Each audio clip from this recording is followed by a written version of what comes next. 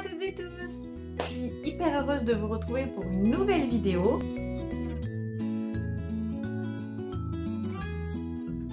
Aujourd'hui, on va parler de livres et non pas de chiens, contrairement à d'habitude, mais de loups.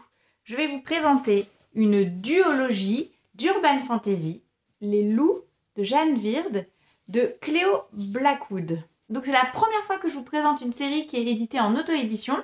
En fait, c'est parce que Cléo Blackwood, c'est une amie. Alors, cette duologie, c'est l'histoire de Éline, une herboriste, et un groupe de loups qui sont dans son voisinage. J'essaie de ne pas vous en dire plus pour pas faire le spoiler. Alors, pour ceux qui me connaissent, ça peut être étonnant que je vous parle de livres d'urban fantasy dans lesquels il y a des loups. J'avais même fait une conférence là-dessus. En général, c'est un genre dans lequel, du point de vue de l'éthologie, il y a beaucoup d'erreurs dans la retranscription de l'organisation sociale des loups. Et du coup, moi, c'est un genre que j'apprécie peu de lire quand il met en scène des loups, loups-garous ou tous les dérivés comme ça, métamorphes, etc. Sauf que là, c'est une duologie géniale à ce niveau. Elle n'est pas du tout dans les idées reçues. Et au contraire même, il y a des petits passages, des petites piques de temps en temps. Si on fait bien attention, on s'en rend compte. Elle remet en question toutes les idées reçues sur les notions de hiérarchie, de dominance qui sont obsolètes. Et au contraire, elle propose un autre modèle. Et c'est hyper intéressant du coup. Et donc, comme j'ai pas envie de vous spoiler, pour vraiment vous laisser le plaisir de découvrir son univers à travers ses propres mots, et du coup, j'ai réussi à obtenir un interview exclusif avec elle.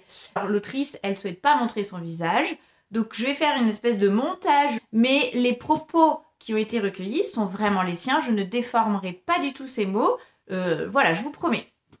Peux-tu nous résumer le pitch en une phrase? Ouh, pas simple! Une herboriste au caractère bien trempé et qui a le don de décupler le pouvoir des plantes est réquisitionnée pour aider un loup-garou, aussi taciturne que sexy, et son village ancestral, afin de protéger le monde d'une invasion surnaturelle, tout en luttant contre la convoitise d'un milliardaire qui lorgne sur ses terres comme sur elle. Bon, c'est une très très longue phrase, mais j'ai pas mieux. Comment as-tu eu l'idée d'écrire cette duologie ?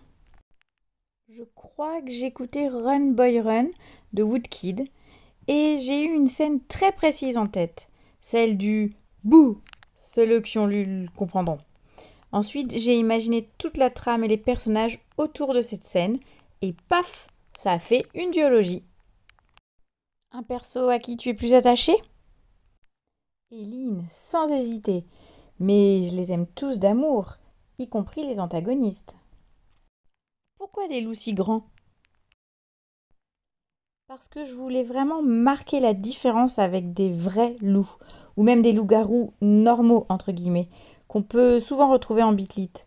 Ici, il s'agit de personnes bien humaines qui portent en elles la trace de Fenrir.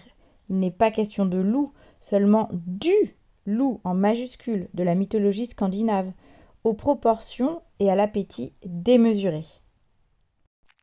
Un passage que tu as particulièrement aimé écrire ? Du coup, très logiquement, la scène du bout. J'avais l'impression de peindre un tableau, c'était grisant. De manière plus générale, où aimes-tu écrire ? À mon bureau, avec mes plantes et mes chiens autour de moi, ou sur mon lit, partagé avec Lady Canidée, bien sûr. Et pour finir, qu'est-ce que tu préfères dans le métier d'autrice ? Pouvoir raconter des histoires qui m'enthousiasment, celles qui m'auraient plu en tant que lectrice, puisque c'est la raison pour laquelle j'écris, raconter ce que j'aimerais lire.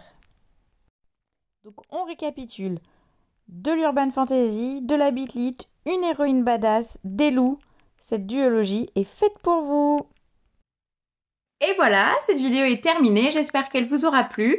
J'espère que vous aurez pris autant de plaisir à découvrir l'univers de Cléo Blackwood que moi j'en ai eu à lire sa duologie et à faire cette vidéo. Et je vous dis à très bientôt. Ciao, ciao!